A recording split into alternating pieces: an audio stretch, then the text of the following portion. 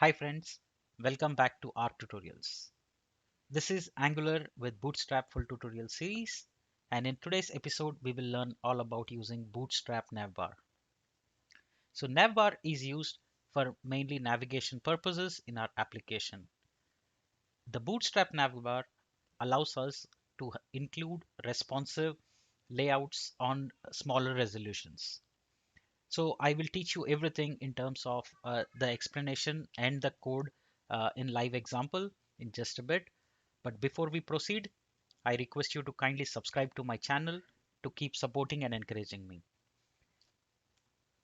This is both good for beginners as well as experienced professionals. So make sure if you have any doubts, please drop them in the comment section. I'll be happy to help you for free. Let's get started. So first I'm going to give you some explanation about Bootstrap Navbar, and then we will jump into the coding example. So, Bootstrap Navbar classes, some of the Bootstrap Navbar classes that are provided are Navbar brand, Navbar item, Navbar link, Nav item dropdown. So these are the main classes that Bootstrap provides, which we can use it in our applications, and we can design our navigation and menu system. So let's see that in action now in a real-time project. So if you are following this tutorial series, we are building a reminder application. So let's see where we are up to. So this is how the structure we designed. We designed some components. We had put together a header, a main content area, and the footer, right?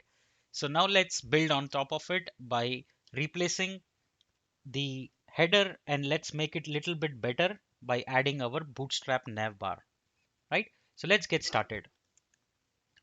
All right, so for that we will go to our header component in the HTML, just replace it, just delete everything.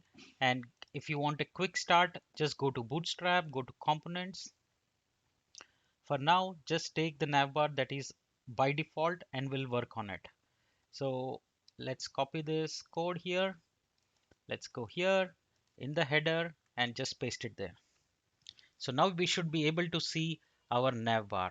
I hope you are ready. Let's see our application.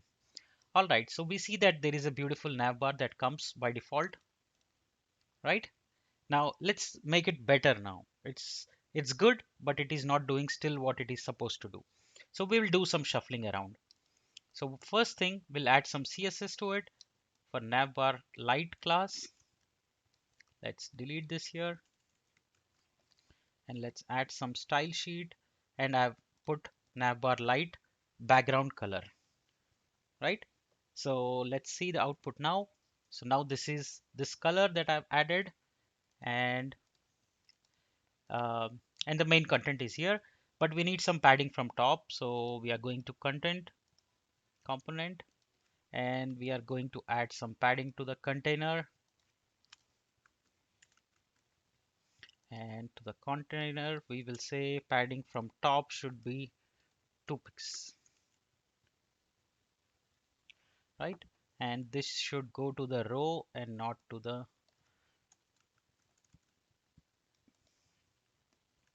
all right, 6.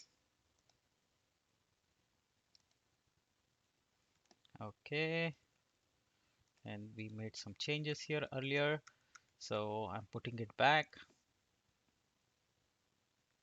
Alrighty, so now this is still aligned because it's going towards little left, but we'll tweak it up and make it better by positioning it in the center. So here I have my container, and this I'm going to make it 4. Padding from top should be 4, and in the container I'm giving, all right, let's see. Okay, so it is still aligned towards the left. Let's see why. Okay, so we got it in the center. Now we'll just put some more padding on top. I'm going to remove the padding here. Instead, I'm going to have it at the component level. P. Oh, sorry. should be margin hyphen 2, and there you are. Okay, we should not say margin, we should just say margin hyphen top. Okay, so there we are. We have our main content area, and then we'll remove the padding here. We don't want that anymore. So we have it here. We can say just P2 from all sides. Okay, now there it is. Beautiful. All right, so this is done. Our navbar now looks much better aligned, and our main content is aligned, and then our footer is here. So if you see, when you click on the drop down, you would see these. And then when you shrink it on a mobile device or a smaller resolution, you would see that the responsive layout comes up. Now let's stitch some dynamic menu in the content. So in the HTML, if you see here, there is a link which says nav item, right?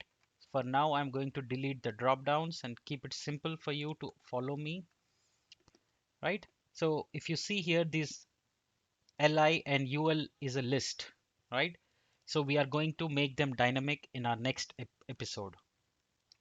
So stay tuned for that. This was about using the navbar content. This is the navbar brand. These are the nav item links. So if you see, there is nav link, each li is a nav item, and each this will have a nav bar, which is nothing but navbar brand, which is our logo or our site name that we want to provide. In our case, it's arc reminders, since it's a reminder service, right? So we got our arc reminders logo and the navigation menu bar. In the next episode that we'll bind, we will use them to do dynamic binding. Stay tuned for that. If you have any doubts in the meanwhile, do share it with me in the comment section below. I'll be happy to help you for free. See you in the next episode. Thank you so much.